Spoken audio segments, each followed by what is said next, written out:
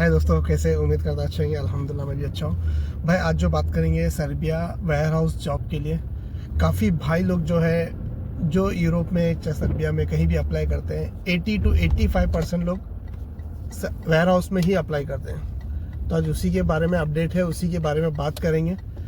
पूरा जो बात है वेयर हाउस के ऊपर ही डिटेल से बात करेंगे इंशाल्लाह। चैनल पे फर्स्ट टाइम है, लाइक एंड सब्सक्राइब कर देना। फेसबुक पे देख रहे फॉलो जरूर करना भाई। वेयर हाउस यानी क्या? एक कंपनी, एक फैक्ट्री होती है, समझ लो एक गुडाउन होता है, जिसकी जो जो भाषा में समझाओ समझा दिया। फैक्ट्री, गुडाउन, तो वहाँ पर लोडिंग अनलोडिंग का काम ज़्यादा होता है। जैसे कि यहाँ से वहाँ कर दिए, वहाँ से यहाँ कर दिए, ट्रक आ गया, ट्रक में लोड कर दिया, अनलोड कर दिए। कुछ काम होता है, कुछ पैक करना होता है, कुछ लेबल लगाना होता है। ये सब काम होता है वेयर हाउस का, वेयर हाउस लेबरों का, ठीक है ना। बाकी वेयर हाउस पे बाकी कंपनियां भी होती है, कुछ मशीनें भी होती है, बट उन लोग का डिपार्टमेंट अलग होता है। अगर वेयर हाउस में अप्लाई करें तो लोडिंग अनलोडिंग लेबर काम में हो रहा है। जो काम दिया जाता है वो काम करना पड़ता है, ठीक है। वेयर हाउस में चाहे तुम सर्बिया, अल्बानिया, सेंजन, नॉन सेंजन, यूरोप, कहीं भी अप्लाई कर लो, वेयर हाउस का मतलब ही यही है, वेयर हाउस का काम ही यही है।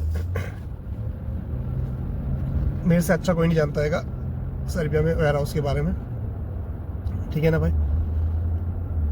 तो ये है काम के बारे में बता दिया। इसमें 85% क्यों अप्लाई करते हैं, क्या रीज़न है?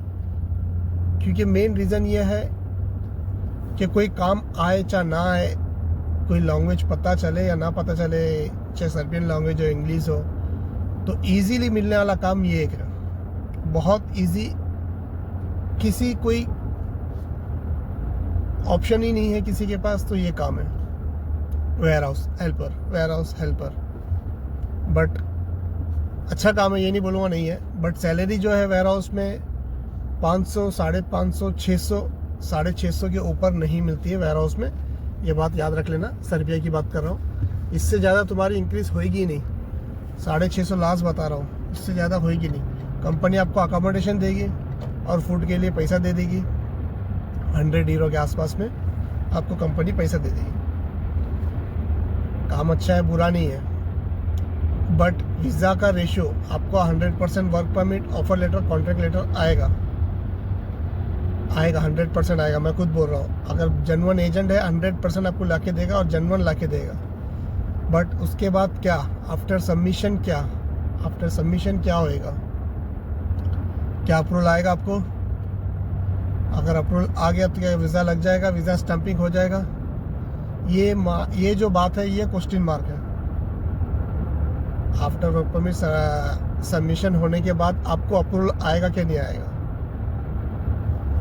क्योंकि वेयर हाउस में हर कंसल्टेंट को पता है 80 to 85% जो अप्लाई करने वाले हैं वेयर हाउस में अप्लाई करने वाले, 80 to 85% जो अप्लाई करते हैं, पूरे एशिया की बात कर रहा हूँ, gulf country, India, Pakistan, Bangladesh, Nepal, Bhutan, जो भी है पूरे एशिया की बात कर रहा हूँ। 80 to 85% जो अप्लाई करने वाले वेयर हाउस में अप्लाई करने वाले हैं। तो इसमें बहुत बड़ा बेनिफिट है, बहुत फ़ायदा है कंसल्टेंट का। यकीन मानो चाहे मत मानो, बहुत बड़ा फ़ायदा है इनका। वो आपको 100% वर्क परमिट देंगे और जेन्युइन वर्क परमिट देंगे। बट वीज़ा लगना, अप्रूवल आना, अगर 100 वर्क परमिट आपको दे रहा कंसल्टेंट वेयर हाउस का, तो शायद 2-4 को मिल जाए अप्रूवल, 2-4 को मिल जाए वीज़ा, शायद हो गया। क्योंकि भाई हर कंसल्टेंट के पास एक ऐसा वर्क परमिट है, एक ऐसा आदमी है, चाहे सर्बिया में, कोई भी कंट्री में, उनके पास एक ऐसा ऑफिस है, आपको वर्क परमिट चाहिए हम देंगे, वेयर हाउस का वेलकम। उनका एक सेटिंग होता है यूरोप के अंदर वेयर हाउस के नाम पे लेके, वो सिर्फ ले रहे और दे रहे, ले रहे और दे रहे वर्क परमिट, और कुछ नहीं कर रहे, ले रहे और दे रहे वर्क परमिट। ये सच्चाई है भाई, मान लो। वहाँ पर अगर वहाँ से वर्क परमिट ले रहे हैं आपसे, अगर 4 लाख ले रहे हैं, 3 लाख, समझ लो 2 लाख ले रहे हैं, तो 50,000 जो है वर्क परमिट जहाँ से ले रहे हैं ना, उनको 50,000 दे रहे हैं। वो बंदा वर्क परमिट सिर्फ सेल कर रहा है इसके नाम पे बस। तो अगर वर्क परमिट आपको जेन्युइन है, चेक करवाना है, चेक करवा लो, वर्क परमिट जेन्युइन निकलेगा, 90% जेन्युइन निकलेगा। जो बाकी इनके बीच में जो फ्रॉड जो 10% है वो फेक वर्क परमिट दे देंगे, बाकी 90% आपको जेन्युइन वर्क परमिट निकलेगा। बट अप्रूवल वीज़ा, इसके बीच में आदमी आके फंसता है। इसमें नुकसान किसका है? आप जैसा हम जैसों का नुकसान है, क्योंकि आप जब पैसा देते हैं तो एक सपना लेके बैठे रहते हैं, हमारा वर्क परमिट आएगा, सबमिशन होएगा, अप्रूवल आएगा, वीज़ा लगेगा, मैं जाऊंगा यूरोप, मैं अपना लाइफ चेंज करूंगा, मेरी फैमिली का लाइफ चेंज करूंगा, मेरा जितना कर्जा है, जितना मुसीबत है, मैं दूर करूंगा इंशाल्लाह। हर कोई एक सपने में रहता है, और रहना भी चाहिए भाई। इतना खर्चा कर रहा है आदमी, इतना खर्चा करता है, रहना भी चाहिए, गलत नहीं है। मैं भी था। ये जाहिर सी बात है भाई, इंडिया की सैलरी से, अपने होम कंट्री की सैलरी से कोई अपना कर्जा तो नहीं फेर सकता। 2 वक्त की रोटी खा ले बस, कर्जा तो नहीं फेर सकता। अगर कोई फेर सकता है लेबर भाई लोग, तो मुझे मैसेज करके बताना।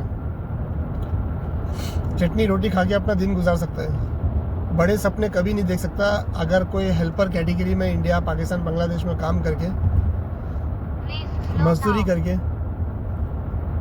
अपना लाइफ तो चेंज नहीं कर सकता, अपने बच्चों का लाइफ भी चेंज नहीं हो सकता। ये सोच के कर्जा वर्जा लेके अप्लाई कर देते हैं, बट लास्ट में जो प्रॉब्लम आता है, ये सिर्फ और सिर्फ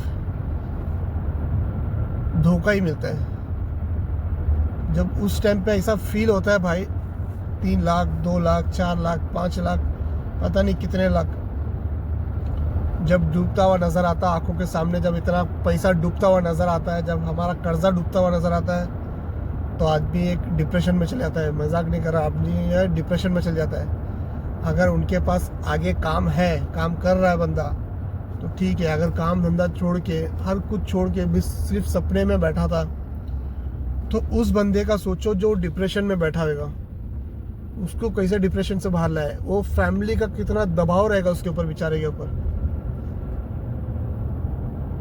बहुत लोगों का हुआ भाई, मेरे आंखों के सामने की बात है। कितने लोगों का देखा हूँ मैंने, आज से नहीं हो, भले मैं यूट्यूब चैनल में 1 साल से बना रहा हूँ, बट मैं इस फील्ड में तकरीबन 3, साढ़े 3, 4 साल से मैं इस फील्ड में हूँ। तकरीबन 3.5 साल हो गए, 4 साल तो नहीं हुए, 3.5 साल हो गए इस फील्ड में।